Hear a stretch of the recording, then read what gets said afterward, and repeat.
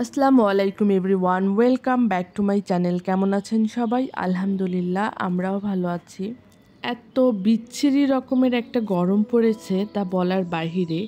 খুবই বিচ্ছিরি একটা গরম। বিচ্ছিরি গরম বলতে খুবই পচা গরম, যেটাতে মানুষ অসুস্থ হয়ে যাচ্ছে ম্যাক্সিমাম। আর বেশি ইফেক্টেড হচ্ছে বাচ্চারা। আর খাওয়া দাওয়ার প্রতি তো রুচিই নেই, কোনো কিছুই খেতে ইচ্ছা করতেছে না। ফ্রিজ খুলে কতক্ষণ দাঁড়িয়ে থাকতে হয় যে কি দিয়ে কি রান্না করব, কারণ কিছুই খেতে ভালো লাগতেছে না। দেখলাম ফ্রিজে একটাই বেগুন আছে, তাই ভাবলাম যে নিরামিষ বেগুন বাহার করা যাক। নিরামিষ বেগুন বাহারটা যারাও বেগুন খেতে পছন্দ করে না বা খান না, আমি গ্যারান্টি দিয়ে বলবো যে তারাও খুব পছন্দ করবে। কারণ বেগুন বাহার রেসিপিটা এত স্বাদ আর এত টেস্টি যে কেউ এটা চেটেপুটে খাবে। আর তার মধ্যে আরও একটা মজার ব্যাপার কি জানেন? এই বেগুন বাহার নিরামিষ পদটা দিয়ে আপনি ভাত, রুটি, পরোটা, আপনি যে কোনো কিছুই খেতে পারবেন আর সব কিছুতেই খুবই টেস্টি লাগবে। তাহলে চলুন আমরা রেসিপিটা শুরু করি। একটা বেগুনকে 4 ফালা করে নিব। তারপরে লবণ, হলুদ আর শুকনা মরিচের গুঁড়া 3টা একসাথে দিয়ে এইভাবে ভালোভাবে বেগুনটা মেখে নিব। বেগুনটা ভালোভাবে মাখা হয়ে গেলে কিছুক্ষণ রেস্টে রেখে দিব, এই 10-15 মিনিট মতো। তারপরে একটা প্যানে তেল গরম বসিয়ে দিব। আর আজ আমি সয়াবিন তেলটা ইউজ করব, সরিষার তেল দিব না। তারপরে বেগুনগুলো ভাজতে দিয়ে দিব। আমি খুব বেশি তেল দিইনি, যে তেলটা দিয়েছি সেইটা দিয়ে বেগুন ভাজি, রান্না সবটাই হয়ে যাবে। বেগুনের টুকরাগুলো ভালো করে উল্টে পাল্টে ভেজে নিব। বেগুনটা খুব বেশি সিদ্ধ হওয়ার দরকার নেই, কারণ যেহেতু এটা আমি পরে আবার রান্না করব, শুধু একটু ব্রাউন কালার হবে। চারিপাশে একটু ঘুরিয়ে ঘুরিয়ে ভেজে নিব, যেন সব পাশেই সমানভাবে কালারটা আসে।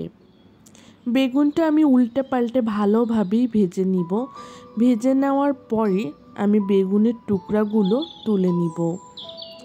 বেগুনের টুকরাগুলো সব তুলে নেওয়ার পরে প্যানে দেখেন যে পরিমাণ তেল আছে সেইটা দিয়েই আমার রান্না কমপ্লিট হয়ে যাবে। এখন ব্লেন্ডার আমি একটা মশলা তৈরি করে নিব। এখানে আমি নারকেল কোড়া দিয়েছি পরিমাণ মতো, খুব বেশি দিব না। তারপরে একটা টমেটো দিয়েছি কিউব করে কেটে। আর এখানে একটা ভেজিটেবল মশলা, মানে কাঁচামরিচ, পেঁয়াজ, রসুন, জিরা বাটা সব একসাথে আমি ব্লেন্ড করে রেখেছি। এখানে আমি 2 চামচ পরিমাণ এই মশলাটা দিয়ে দিব।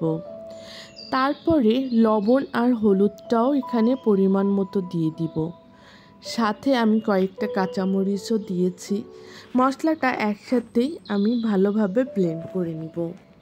মশলাটা ব্লেন্ড করা হয়ে গেলে যে পরিমাণ তেল ছিল প্যানে, সেই তেলের মধ্যেই আমি পুরো ব্লেন্ডার করা মশলাটা দিয়ে দিব। দিয়ে ভালোভাবে মশলাটা আমি এখানে কষিয়ে নিব।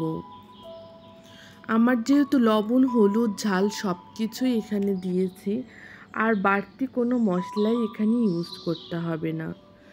এই মশলাটা আমি ভালোভাবে এখানে কষিয়ে নিয়ে তারপরে ভেজে রাখা বেগুনের টুকরাগুলো দিয়ে দিব। দিয়ে এবার এটাও ভালোভাবে কষিয়ে নিব, কিন্তু এটা হালকা হাতে একটু নাড়াচাড়া করতে হবে, না হলে বেগুনের টুকরাগুলো ভেঙে ভর্তার মতো হয়ে যাবে। তারপরে সামান্য পরিমাণ একটু গরম পানি দিয়ে আমি এটা হালকা হাতে নাড়াচাড়া করে ঢেকে দিব। কিছুক্ষণ পরে ঢাকনা খুলে আর একটু হালকা হাতে নাড়াচাড়া করে আমি এখানে ভেজে রাখা গরম মশলার গুঁড়ো একটু হালকা করে দিয়ে আবার ঢাকা দিয়ে রাখবো 5 মিনিটের জন্য। 5 মিনিট পরেই আমার বেগুন বাহার নিরামিষ পদ রেডি। দেখুন, দেখতে কি লোভনীয় লাগছে।